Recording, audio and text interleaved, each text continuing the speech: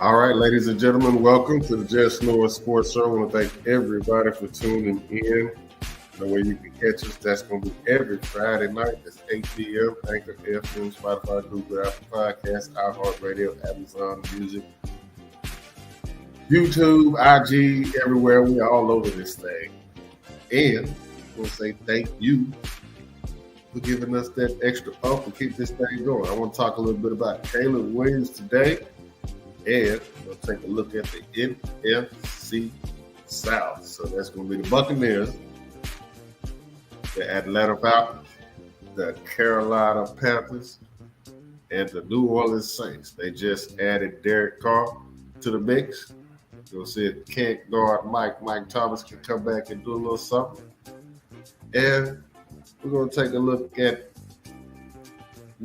racist John Groot going to bring back into the fold. They let him on back into the NFL. We knew that wasn't going to be too long. But first, we'll say what's up to the fellas. Dr. Producer Juice Man, Big E, Greasy the John. What's going on, fellas? What's up with it, baby? What's going on, guys? What's happening, everybody? Happy 4th of July. Right on. Yeah. Well, Happy Barbecue Day. Happy Barbecue Day. So what's the play on this young man? Caleb Williams, the projected number 1 draft pick out of University of Southern California. I'm really pulling for that young man out there. So I put together with the fellas a little player profile. See what this young man's going to bring into the fold next year. Can he run it back with another Heisman, or let this is kind of hard?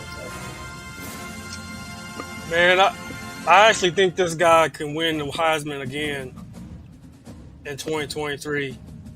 The last player to do that was Archie Griffin in 74 and 75. I mean, the guy has all the tools. Lincoln Riley, he's going to surround him with weapons. They've got a pretty, reasonable schedule. I see him winning it again. I mean, he's surrounded with weapons galore, the deepest running back, wide receiver. I see him winning it again. Wow. Think he's going to win it again? I really do. Well, I love the Trojans, but I've seen this kid make tremendous strides once he left Oklahoma. This kid was big. Get on out there to the west coast of SC, and he's taking off. Now, my thing is, SC quarterbacks of the past have done absolutely nothing in the NFL. I hope he can buck that trend. I'm rooting for the young man, as Doc said. I'm pulling for him, not because he's a Trojan, but I want to see him break that trend and do great things in the NFL. As far as this college football season, the Trojans, they'll win their division. They'll be right back in the mix. They just got to get over that nasty Utah team. Yeah. In Utah, there's a lot of teams kryptonite in the Pac-12.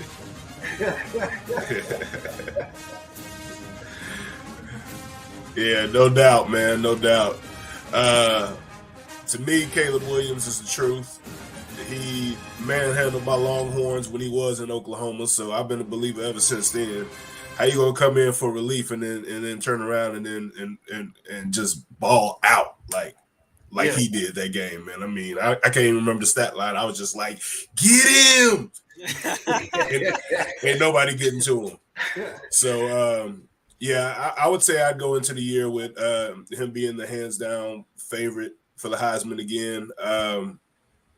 But, college football is college football, man. Anything can happen.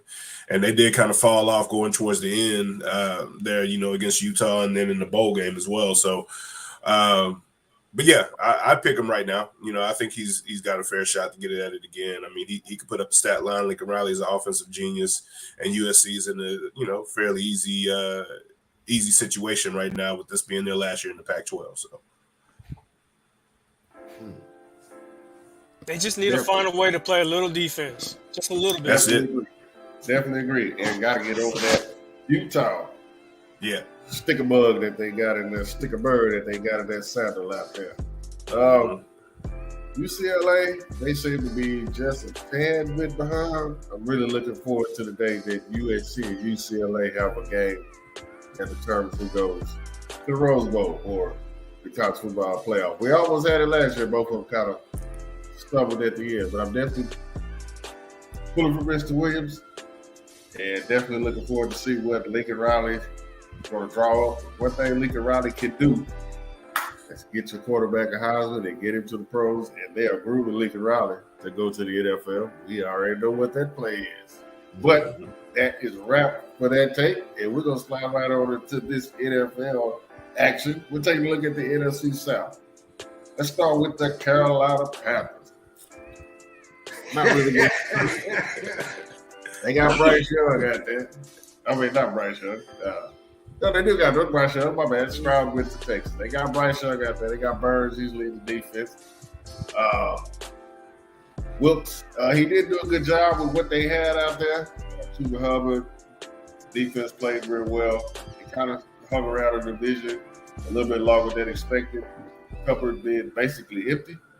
I'm going to say this about Carolina. It's because of the division that they play in. I don't trust Tampa. Atlanta is trash. We know the Saints are the cream of the crop. I think Carolina has a chance to be better than advertised. Sneaky wild card team. Keep a lookout for them. That's my take on that. Oh, Lord. Well, let me go and jump in this fire, man. Sneaky wild card, Carolina Panthers. Y'all watch it. This whole division is trash. Let's just say that. We see this a lot. These young rookie quarterbacks going to a bad situation. And this is a bad situation. I think this team gets a little bit better with the quarterback play.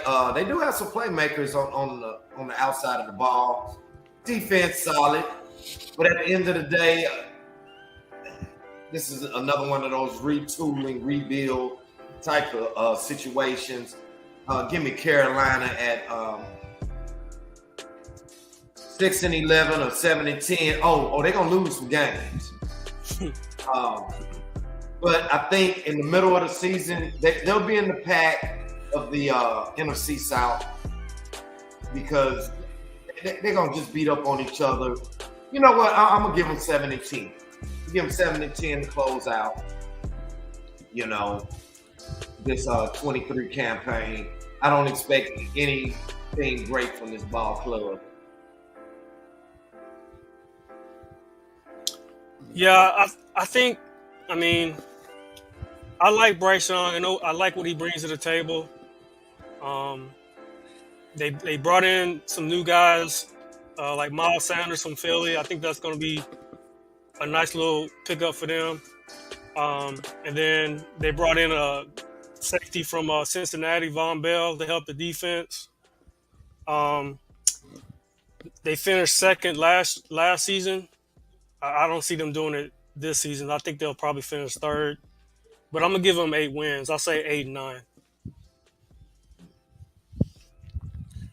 Yeah, to me, I don't think you're going to have 13, 14 wins to win this division. I think this division can really boil down to, like it was last year, 8 or 9 wins. It might even be in the losing side of things, you know what I mean?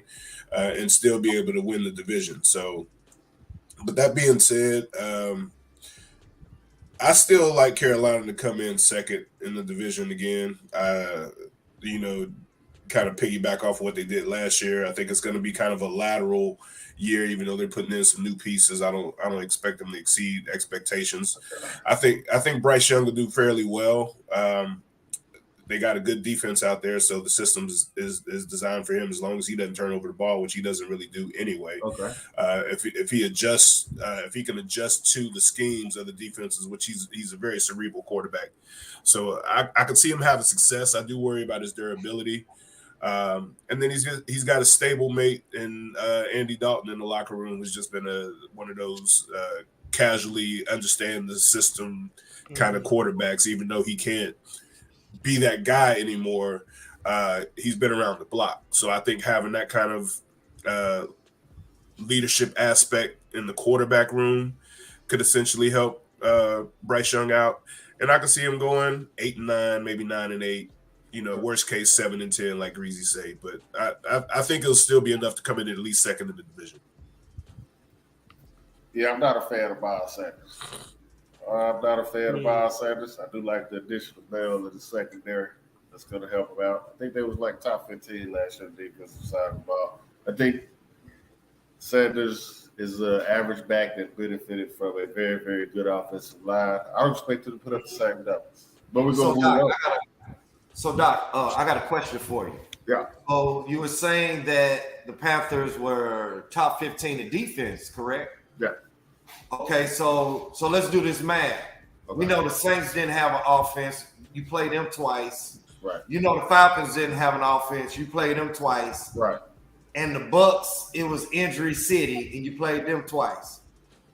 Correct. So it's gonna get you a top 15. Yeah, I mean that's true. That's it's gonna get you there. Yeah. But going back to your point, I'm sorry. No. I get what you're saying. Yeah, it's really gonna depend on the defense. Like I said, I like to pick up a Bell. It's a very, very good defender out of Cincinnati. Cincinnati may end up missing him out there. Him and I can't remember the other safety out there. Gates, they lost him too. Yeah. Yeah. They had the top safety tandem in the league. Bob Bell is a thumper. He'll come down to that box and he'll make some stuff happen. But yeah, they're definitely gonna miss him. And as Big E was saying, just must drive right now, young man. And the division is not too good. Like I said, I think the Saints are the class of that division. They'll get it done out there. And look forward to seeing, what's going to happen. Nice addition. Bob Bell pickup. Let's talk a little bit about the Atlanta Falcons. Well, let me go on and lead off. The only good thing about the Falcons is their stadium. That's it. That stadium hosts SEC championship games. It hosts Super Bowls. But let me keep it. Let me get real with it. This is another team. I mean, I think they're going to be battling for the basement with the Panthers. I mean, everybody's even. It seemed like. I mean, well, these two teams are even in my eyes. They have some pieces. They lost Ridley, of course. They're still waiting for the young man. I can't think of his name. The receiver to come around. Let's see what that looks like. The running Drake game. London. What's his name? Drake London. Drake London. Yeah. And the running game looks good. You had Mariota in there, and all you Raider fans. Now you see what would have happened if we would have put Mariota in instead of Carr. There you go. So that answers that. But overall, once again, this is another one of the ball clubs. I'm thinking 8-9. If they can, the NFL is measured in inches. Some games are barely lost. I mean, if they can squeak out some close ones in this division, get some splits, and then do well within the conference and interconference games, maybe they can slide.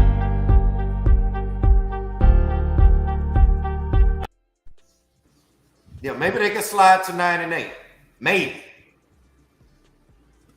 9-8, maybe 9-8. I'm not feeling Atlanta either. I know they got the young quarterback. Mariota was a bust. Drake London. They need somebody that can get him the ball. Kyle Pitts, for where he was taken, it just hasn't produced. They got a new defensive coordinator. Came in last year. He said he wants the Falcons to be top 5, all that good stuff. Well, every defensive coordinator wants to change the tone. They're not going to sit back and so. So they're going to come back and they're going to say that we're going to be more aggressive. We're going to pressure the quarterback. We're good after we got dogs that are not. Yeah, I'm looking at the Falcons, maybe 5-6 wins. That's being nice. Ooh, well, that ain't no disrespect like that, Doc. 5-6 wins. They'll be right back in the lottery next year. Ooh, man, you ain't right. I mean, I think they did some nice things in the offseason, so to speak, if you will. But I do see them as potentially being in the Caleb Williams sweepstakes. Heineke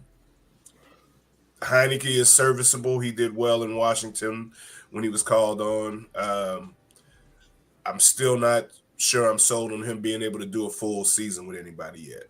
And I didn't see enough out of Ritter to really give him the nod as well. I'm excited about Bijan Robinson.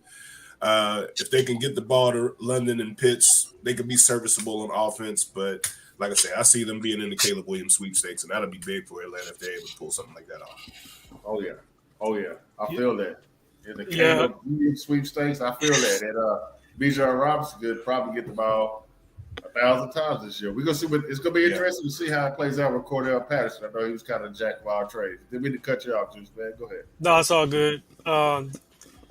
This is one of the worst teams in the league. I think it's going to continue. I'm not sold on the quarterback.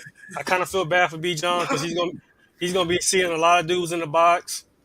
I mean, Kyle Pitts is a nice tight end, but again, I think it just comes down to the quarterback play. Their defense was near the bottom, and I see them probably winning maybe 6 or 7 games. I'm with you on that. Man, y'all rough on the fourth. Y'all rough. We ain't doing this again. Y'all rough. Telling the honest truth. Yeah, Mr. Robinson is going to see. I want to digress, Doc. Man in the box. I think I want to digress. I said they might be able to eke out some wins. Y'all bringing us some points. Digress on that thing, baby. Man, look. Give us 6 and 11. Hey, man, it's looking like it looks like the boys might be in the Caleb Williams man, like for real. Yeah. We know the Saints gonna get after it, but before we get on to the Saints, I do want to talk about the Buccaneers. Like, the GOAT, I guess, Tom Brady, he gone. Mm-hmm. Out of there. He said that's a wrap. So that kind of left everything in shambles, I guess. They got Baker Mayfield and I think what's that, Kyle Trask? Yeah. No. Kyle Trask. Out there in Tampa Bay. They still got Mike Evans. They got what stayed. I think Godwin stayed. Yeah, Godwin's still there. Yep. So they got some pieces there in offenses where Baker Mayfield could look competent, or Trask or whoever's out there. He's got some receivers. They got some pieces on defense too. I think up front, the defensive line, they're going to have to get better in the run game. I'm not going to say this team is going to totally be trash. Exactly. I think they'll end up scrapping it out right there with Carolina, kind of like who's going to get that wild card? Who could possibly get that last wild card spot? I don't see him as just being bums. I do give him a slight edge over Carolina because I think Baker Mayfield and Trask maybe have a little bit more experience. But, yeah, I'll be watching that dogfight between them and Carolina. I give them somewhere between 9 and 10 wins based on the roster and the veterans that they have alone in the division being what it is. Yeah, Doc, I totally agree. I'm not going to trash this Bucs team. This isn't a bad ball club. No, not at all. The problem with the Bucs is they just can't stay healthy. Offense, defense.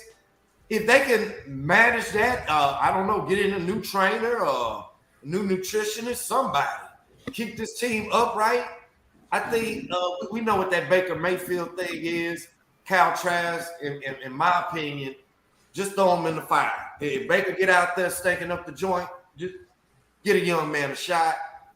And like y'all said, the pieces out there with Evans, Godwin, all that's there on defense with Devin White. I like this ball club at 9 and 8. I know I said the Falcons, but y'all made some points. But I like the Bucs at 9 and 8, or at best 10 and 7, pulling in at second place behind who. We're gonna get to that later, and possibly challenging for that last wild card spot.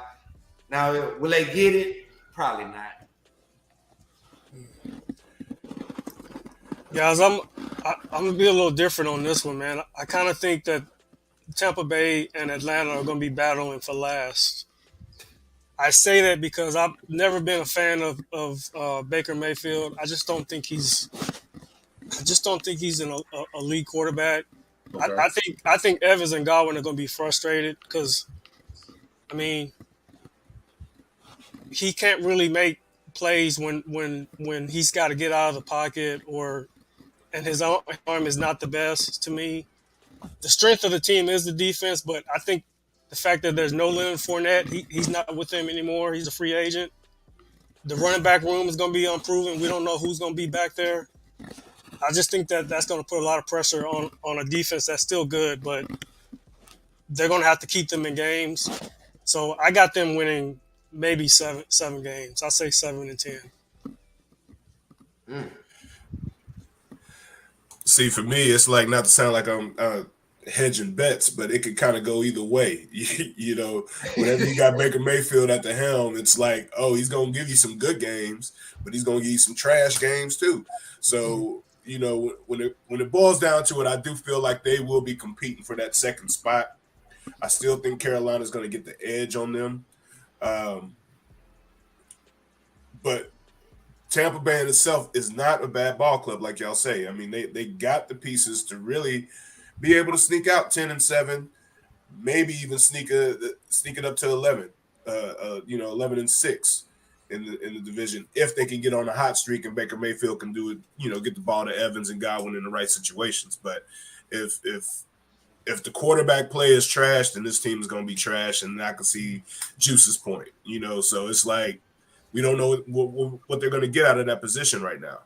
But if I have to say, I'm going to stick with, I think Carolina will bring up number 2 in the division. I have Buccaneers at number 3. Probably see them finishing around 8-9, 9-8. But it's going to be a competitive division in that regard as far as records, with the exception of New Orleans. I think they're going to take it. Okay. The Tampa Bay Buccaneers win the NFC South if Breezy, go ahead. Woo, if Derek Carr gets hurt. Derek Carr gets hurt. Juice Bad. Gosh.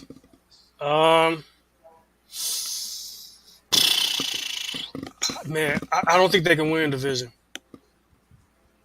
All right, you got to get him out of here. He didn't answer the question. Let's move on. Big East. Tampa Bay Buccaneers win the division if they get consistent quarterback play. Yes. If they get consistent quarterback play, they can win the division.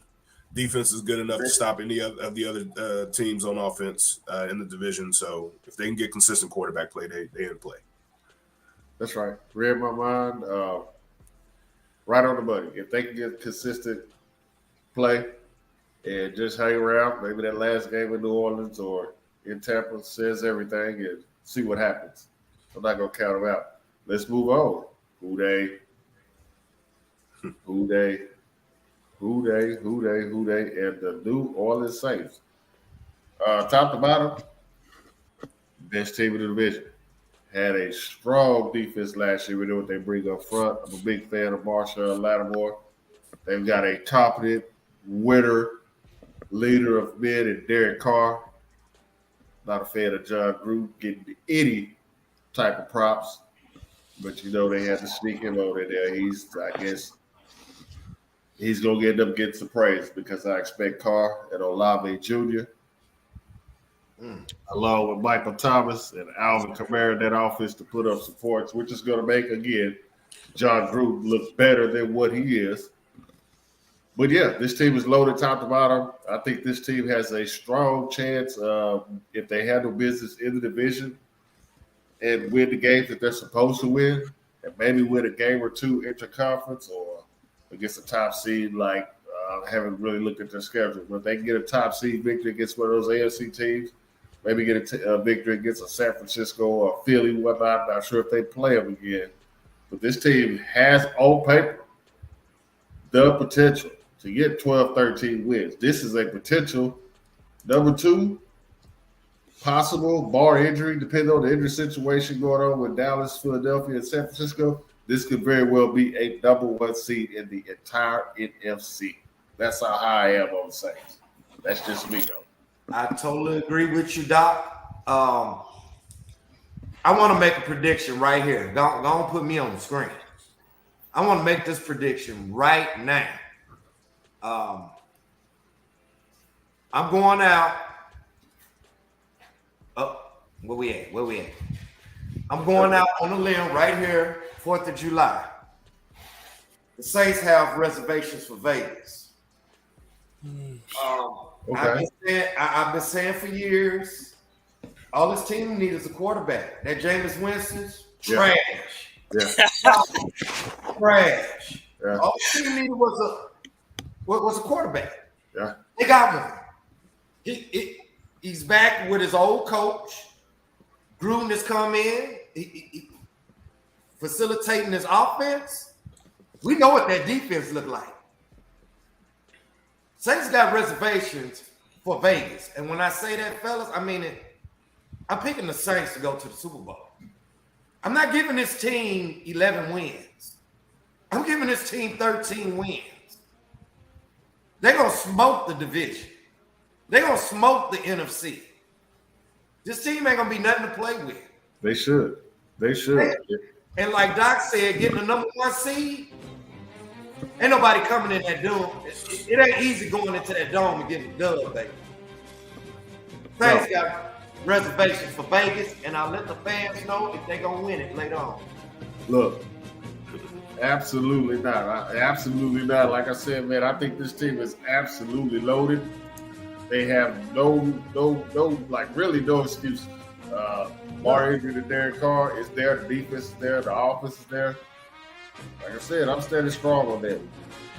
Philadelphia, Dallas, San Francisco. I know everybody's with the teams to watch, kind of like Seattle's making some noise. Y'all slip up and let them Saints get that number 1 seed. It's going to be hard to beat them with that dome. And don't be surprised if they get that number 1 seed. That's where I'm standing with that. I wholeheartedly agree with you on that one. It's going to be between them and them Dallas Cowboys. I'm not a Cowboy fan, but I'm going to say what it is. It's going to be between them two, for number 1 and number 2. Like Doc said, don't let them Saints get that number 1 seed. You ain't just rolling in that dome get the dub like that. I'm totally buying the Saints. Yep. Same here, fellas. They're by far the best team in the division and one of the top teams in the NFC. So Derek Carr looks like he wants revenge. He's got something to prove. He looks happy that he's in a new spot. They've got all the pieces. So I'm with you guys on the Saints. Yeah, no doubt at all, man. I'm 100% there too. As much as I hate to say it, being a Cowboys fan, I know they're gonna be relevant. So, the addition of Derek Carr, I've always been high on Derek Carr. I thought the Raiders made a mistake letting him go, but for him to land in New Orleans, I think that's just the perfect fit. Alvin Kamara's situation is still up in the air. He's got court, I think, the end of this month, so we don't know if he's going to be suspended. But even to say that, they picked up Jamal Williams from Detroit, who had a 1,000-yard season, 17 touchdowns. They grabbed Miller out of TCU. He was a stud going into the bowl games before he got injured. So, to me, I think they got enough to be the number 1 seed. It's just about it all coming together on field. But, you had the addition of Michael Thomas coming back. You got Olave. You still got the gadget man. What's his name? Taysom Hill. Yeah. And then the additions of what they've added to the backfield in the event Alvin Kamara is not there. But if you add Alvin Kamara into that mix, they got a 1-2-3 punch with that. So yeah. And like it or not, this is you can not like Gruden for his character issues, but he is, a whiz on the football field. So pairing him back with Derek Carr, I think that's when Derek Carr had his most success, was under Gruden. So I'm excited to see what they do, man. And I'm not even a Saints fan like that, but I like Derek Carr, and I like what they got over there. So yes, sir. I totally agree. And looks like that's going to take us on to the house with this episode and this edition. We are rolling up on Hunter's show. This is episode number 90. Got 10 shows. We got to do something real fly for episode 90. We also put it up on our 2-year anniversary and Crushtober. Everybody already know what that is. Still thinking about trademarking that thing. It's basically mean in October, let's see. Basketball season started, college football is going on, NFL is going on, World Series is underway, the weather's getting a little bit cooler. Yeah, October. I got a serious crush on you at the world of sport. And that is a wrap for this episode. Dr. Producer, then breezing it up. Deuce Man the Boogie, Biggie, and King Drake on the side. Y'all be on the lookout next week. We might do the AFC West next week. Let's get it. Let's get it. We might do the AFC West next week. I got a Chief fan. My partner. I'm going to need about 15 minutes, Doc. Yeah, I said, I'm going to go the hell off. He said he ready. He's like, just let me know when, man. I'm going to have to let him and Greasy spar. We might do the AFC West next year. I'm going to talk bad about my own team. I'm going in, baby. I think we might go ahead and do the AFC South. Go ahead and get these Texans and Sunshine and Jaguars and take a look at the young quarterback, Anthony Richardson, down there in Indianapolis. So we might do that. I want to save the NFC East and the NFC West to kind of like where we just salivate and we really can't do much more, but go ahead and get the NFL season started. Not to be long with it, again, that's every Friday night. There's Going Sports Show, Anchor FM, Spotify, Google, Apple Podcasts, YouTube, IG, iHeartRadio, Amazon Music. Y'all cop that. Yeah.